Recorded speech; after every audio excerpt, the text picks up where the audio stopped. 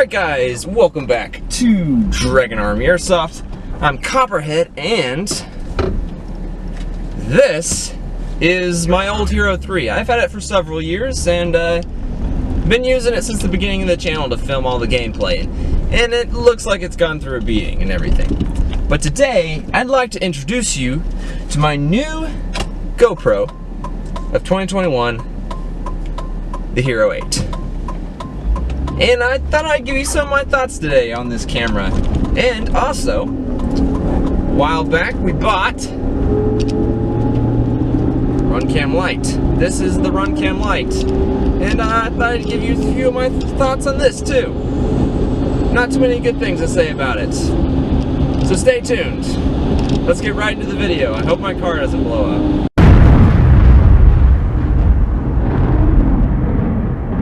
So the question is, should you buy the Hero 8 for your airsoft filming? From what I have seen from this camera compared to my old Hero 3, well, there is none. Or at least when it comes to video quality. Now, both my Hero 3 and Hero 8 film in 1080p and 60 frames per second, but there is a very distinct difference between the quality of these cameras. For my Hero 3, it takes okay video, and it looks decent when I view it on my computer. But for some reason, the journey to YouTube usually made the video even worse. Now, while this problem was solved with a new computer and editor, some videos with the Hero 3 did not turn out right, like my zombie gameplay, which grew even grainier on YouTube. The Hero 8's footage, on the other hand, is just plain amazing. I mean, look at this. You can't tell me that this firefight in the snow, with the sun setting in the background, isn't beautiful to look at. Video quality was probably the #1 reason I got a new camera. Personally, I have an easier time sticking with a gameplay that looks like this than one filmed on an older GoPro. The camera even handles the light coming into a dark building very well. The image stabilization was an added bonus.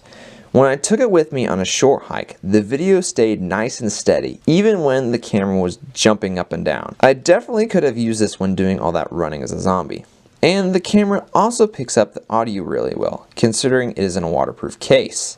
This makes it easier for you, the viewer, to understand the environment in the video and pick up on conversations. I also like how well it picks up on my intense breathing in an airsoft game. Now, the drawback to the Hero 8 is that the battery life is quite short compared to the Hero 3.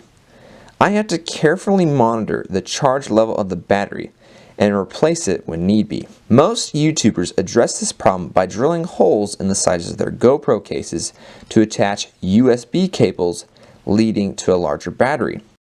The older GoPros had separate cases and cameras, meaning you could easily replace a cracked outer case for about 15 bucks. The newer GoPros, however, have a protective case built right to the camera, so if your lens gets shot out, that's the end of the camera. For this reason, I am not really willing to destroy the irreplaceable waterproof covering on the Hero 8 to charge it, nor is anyone else to my knowledge.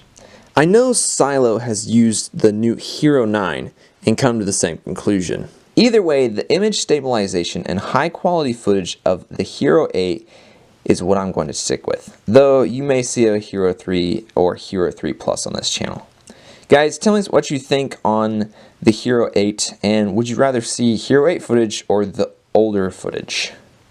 But the review does not end here though. A few months ago, my dad bought the Runcam Lite by Runcam, which is the current zoom cam being sold on Novrich.com. The first thing we noticed about this camera was that it was only $100.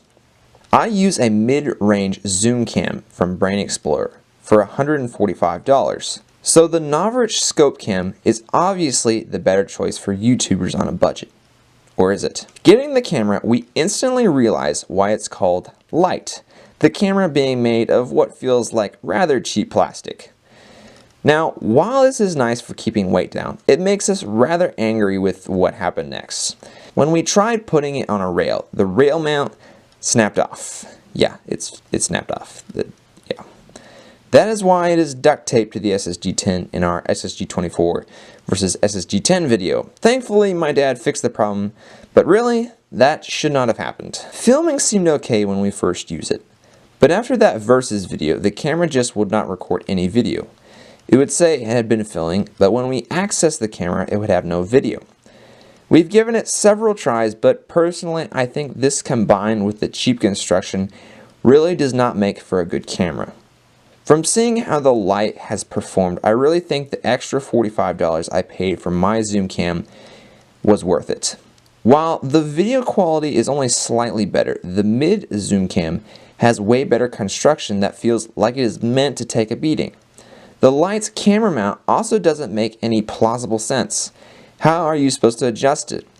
The mid's rail attachment, however, is capable of being moved up and down and side to side, though this can be a bit of a pain. Overall, I prefer my zoom cam over the Lite.